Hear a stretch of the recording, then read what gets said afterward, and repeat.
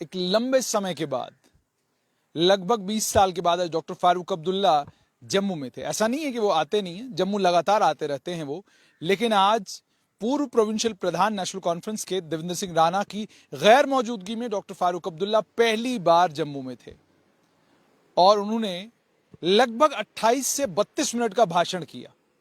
और उस 32 मिनट के भाषण में एक बात जो मुख्यतः निकलकर बाहर आई वो ये था कि वो बार बार कहते रहे, 2 बार उन्होंने कहा जम्मू जम्मू, फिर कहा एक बार जम्मू जम्मू। जिस तरीके और जिस अंदाज से वो ये बात कर रहे थे, साफ तौर पर ये नजर आ रहा था कि वो गुस्से में हैं, वो नाराज हैं। और उसके बाद उन्होंने कहा, जो कि अक्सर और बेशतर जम्मू से कोई भी नैरेटिव शुरू हो जाए, जम्मू से कोई भी बात चलनी शुरू हो जाए, कश्मीर से फौरन कह दिया जाता है कि ये कम्युनल नैरेटिव है, ये फिरका परस्ती से भरा हुआ नैरेटिव है। वही डॉक्टर फारूक अब्दुल्ला ने भी कहा, और उन्होंने ये कहा कि फिरका परस्ती कोई जम्मू में नई बात नहीं है। कश्मीर में नेशनल कॉन्फ्रेंस थी और जम्मू में मुस्लिम लीग थी। तारीख की बात उन्होंने की, लेकिन तारीख की बात करते वक्त वो ये बताना भूल गए कि नेशनल कॉन्फ्रेंस पहले मुस्लिम कॉन्फ्रेंस थी और उसके बाद नेशनल कॉन्फ्रेंस बनी थी। और वो ये भी बताना भूल गए कि 1947 से लेकर 5 अगस्त 2019 तक जितनी भी हुकूमतें रही हैं, हर हुकूमत में कॉलेज से लेकर यूनिवर्सिटी तक जम्मू संभाग को लड़ाई लड़नी पड़ी है। कॉलेज हासिल करना है तो लड़ाई लड़ो, यूनिवर्सिटी हासिल करनी है तो लड़ाई लड़ो। हर एक चीज के लिए सड़क के ऊपर उतरना पड़ा, हर एक चीज के लिए सियासी जंग करनी पड़ी, और उस सियासी जंग के बाद वो तमाम चीजें मुमकिन हुई। डॉक्टर फारूक अब्दुल्ला जैसे जम्मू जम्मू कह रहे थे, इशारा साफ तौर पर नेशनल कॉन्फ्रेंस के प्रोविंशियल प्रधान देवेंद्र सिंह राणा की तरफ था। मामला ये, कहानी ये कि नेशनल कॉन्फ्रेंस के प्रोविंशियल प्रधान देवेंद्र सिंह राणा ने जब वो दिल्ली से वापस आए थे, जम्मू जम्मू कहा था, और जम्मू जम्मू बार बार कहा था। और उसके बाद वो लगातार ये कहते रहे हैं कि जब मैं जम्मू की बात करता हूं तो मैं कहता हूं लखनपुर से लेकर बानिहाल तक वाला जम्मू। जब मैं जम्मू की बात करता हूं तो मैं उस सरजमीन की बात करता हूं जिस सरजमीन पर रेफ्यूजियों का तांता लगा हुआ है। कश्मीर में आतंकवाद आया, कश्मीरी पंडितों ने घाटी छोड़ी, जम्मू आए। कश्मीर में आतंकवाद ने दस्तक दी, मुसलमानों के घरों के ऊपर नेताओं को घर छोड़ने पड़े। रूपनगर से लेकर भटिंडी सुंजवा तक घर बने तो कश्मीरी मुसलमानों के घर बने। कश्मीरी मुसलमानों ने पलायन किया उस समय कश्मीर से और आकर बसे तो कहां? इसी जम्मू में, जिस जम्मू से अगर अब एक नैरेटिव शुरू हुआ है, अगर एक बात शुरू हुई है कि क़यादत तो अक्सर और बेशतर कश्मीर घाटी के पास रही है, कायद तो अक्सर और बेशतर कश्मीर से आते रहे हैं। एक आधी बार गुलाम नबी आज़ाद जम्मू संभाग से आए थे, लेकिन क्या यह मुमकिन है कि अब कायद जम्मू से होगा? इस कारवां का रहनुमा रहबर अब जम्मू संभाग से होगा और वो कश्मीर को भी अपने साथ लेकर आगे बढ़ेगा, लेकर आगे चलेगा। ये नैरेटिव जम्मू से शुरू हुआ है।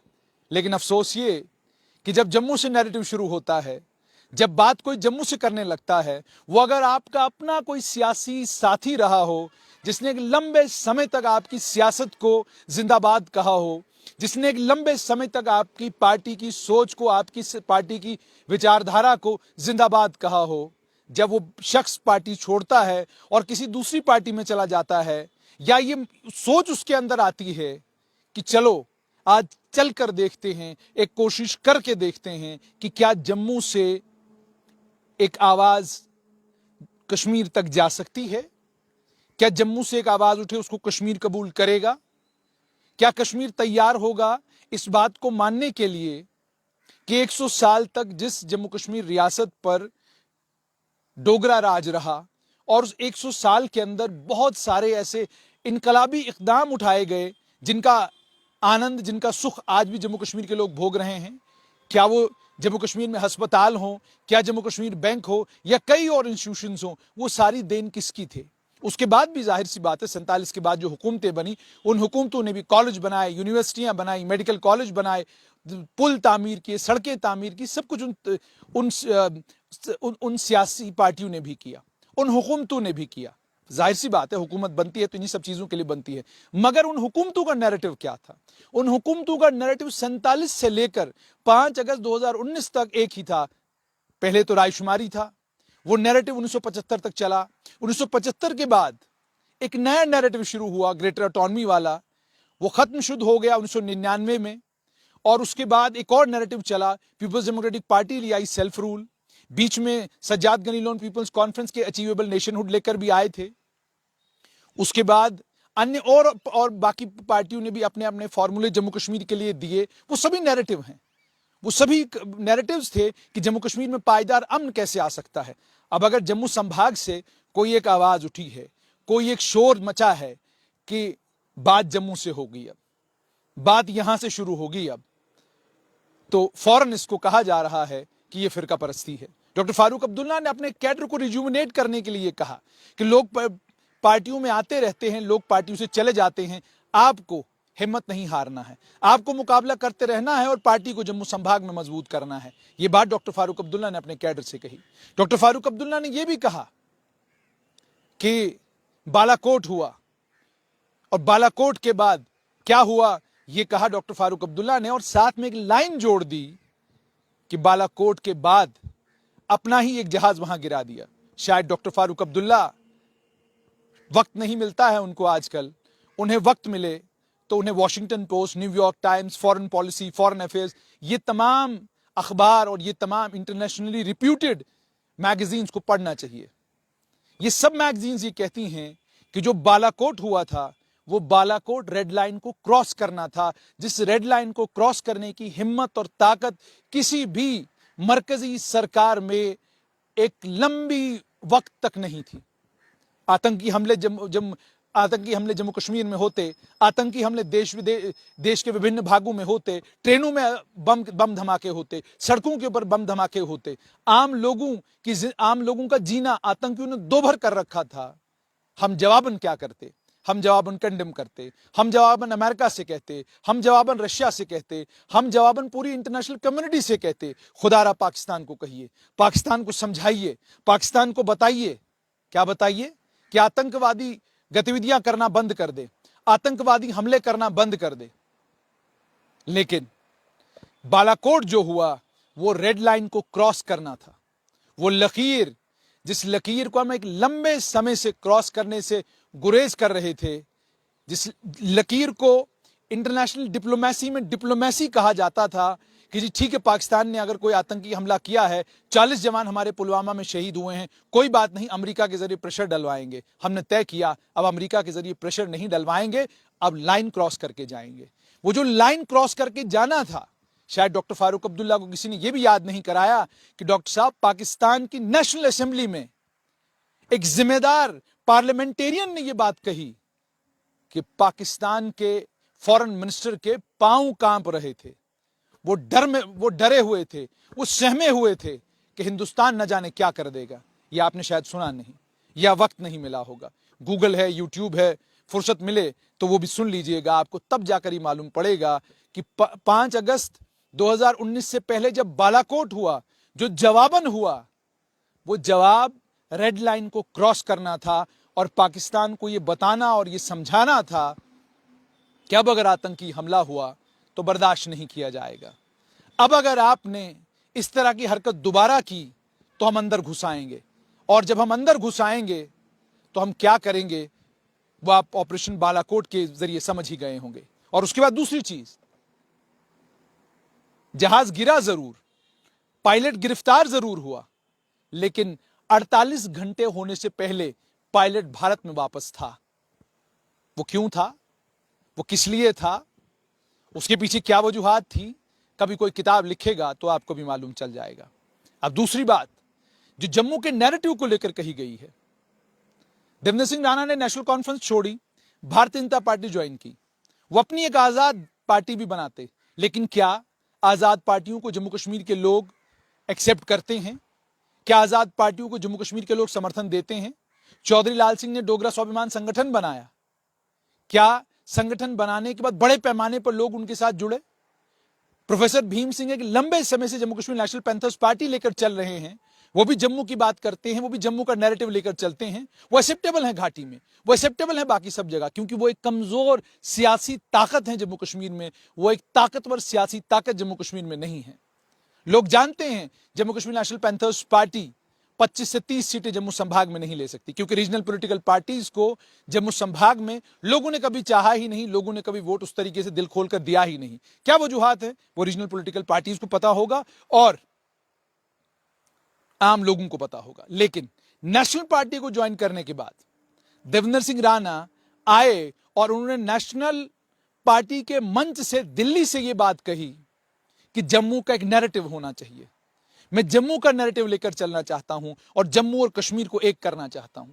जम्मू संभाग में लखनपुर से लेकर बानिहाल तक क्या मजहब है आपका, क्या जात है आपकी, आप किस बिरादरी से ताल्लुक रखने वाले हैं, मुझे इससे कोई लेना देना नहीं। हमें लोगों को एक साथ लाना है, एक साथ लाकर एक नई सियासी कुव्वत पैदा करनी है। वो सियासी कुव्वत, जो सियासी कुव्वत ये इंश्योर करे कि जम्मू से अमन का नैरेटिव निकले, जम्मू से भाईचारे का नैरेटिव निकले और वो नैरेटिव पूरे जम्मू कश्मीर में आम हो जाए। अब बड़े सारे लोग ये कहेंगे भाईचारे का नैरेटिव जम्मू से,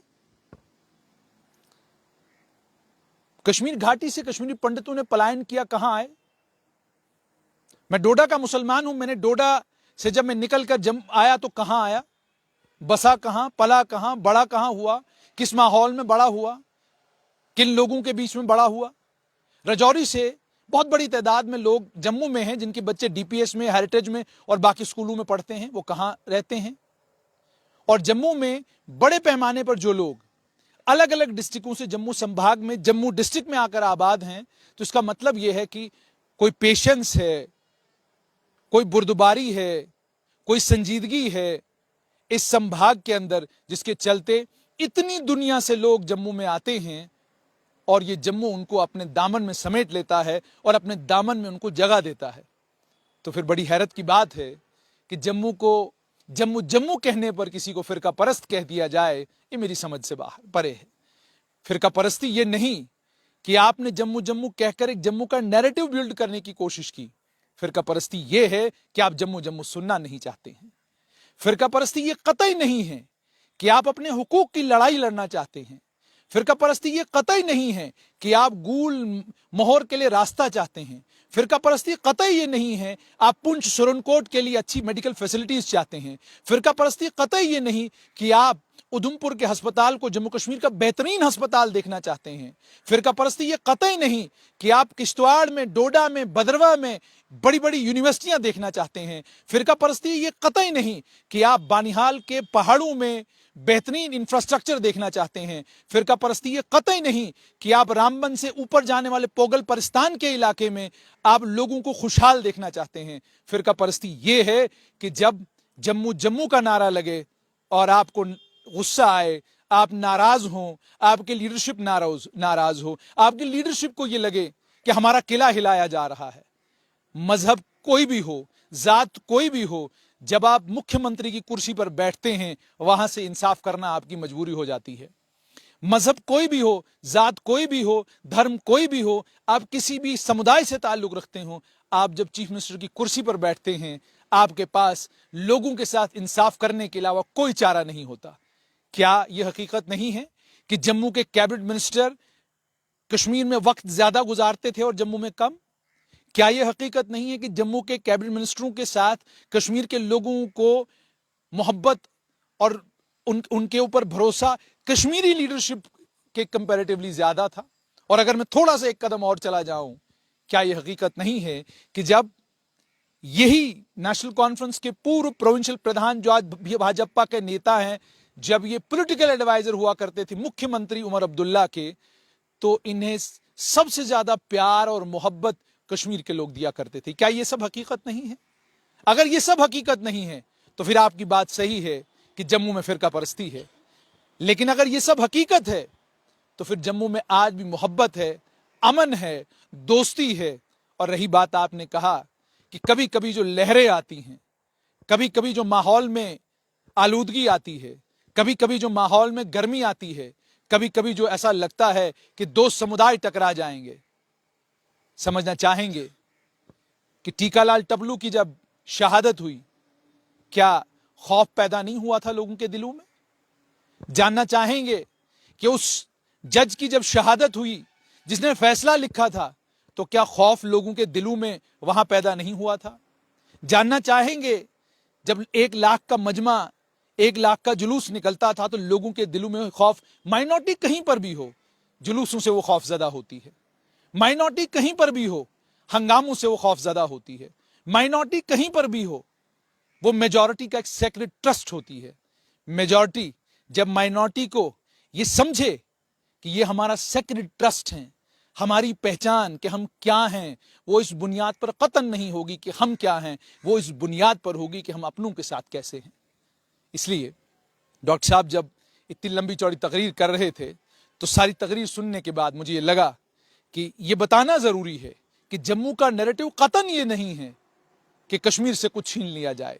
जम्मू का नैरेटिव ये है कि जिस भाईचारे के साथ और जिस मोहब्बत के साथ यहां अलग अलग समुदाय के लोग रहते हैं, इसी इलाके से, इसी जगह से वो खबर निकल सकती है, वो मैसेज निकल सकता है, वो नैरेटिव निकल सकता है जो जम्मू और कश्मीर के लोगों को एक साथ ला सकता है, जो जम्मू और कश्मीर के बीच में वो खाई है उस खाई को पाट सकता है। ये सिर्फ और सिर्फ मुमकिन जम्मू के लिए है, क्योंकि आप फिरका परस्ती की कहानी या फिरका परस्ती का इल्जाम उस जगह तो लगा सकते हैं जहां बिहार से आने वाले गरीब मजदूर के ऊपर गोली चलती है।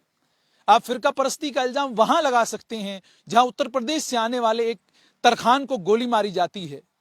आप फिरका परस्ती का इल्जाम वहां लगा सकते हैं जहां एक केमिस्ट जो सालों से कश्मीर के लोगों की खिदमत कर रहा था उसे गोली मार दी जाती है, वहां फिरका परस्ती का इल्जाम लगा सकते हैं।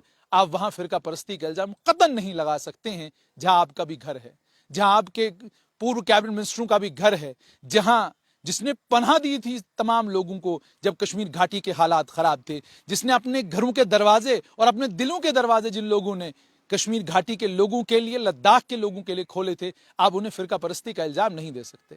आप तलाब तिल्लो कभी चले जाएं, आज भी लद्दाख की यूनियन टेरिटरी बनने के बाद भी एक बड़ी तादाद में आपको लद्दाख के बच्चे वहां मिलेंगे। जाकर पूछिए उनको कि कितनी मोहब्बत के साथ उनको लोग रखते हैं। आप आज भी चले जाएं, डोडा, भद्रवाह, किश्तवाड़ के जो बच्चे आज आईएएस और केएस कर रहे हैं, जरा पूछिए उनसे कि कौन से कोचिंग इंस्टीट्यूट में करते हैं, किन टीचरों के पास पढ़ते हैं। ये तारीख है, ये जम्मू है और इस जम्मू को समझना जरूरी है।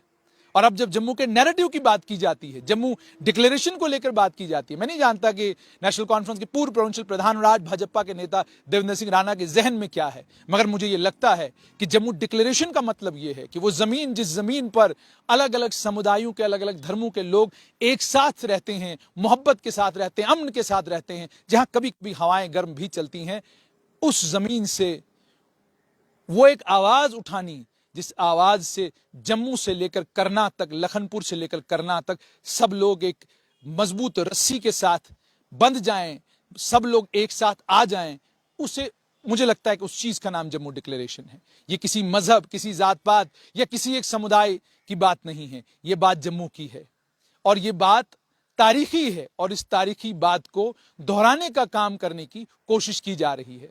ये नैरेटिव है और ये सियासी नैरेटिव है।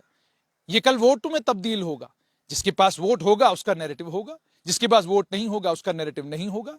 लेकिन कहानी तो चल पड़ी है और कहानी चली है और कहानी के चलने से लोग परेशान हुए हैं।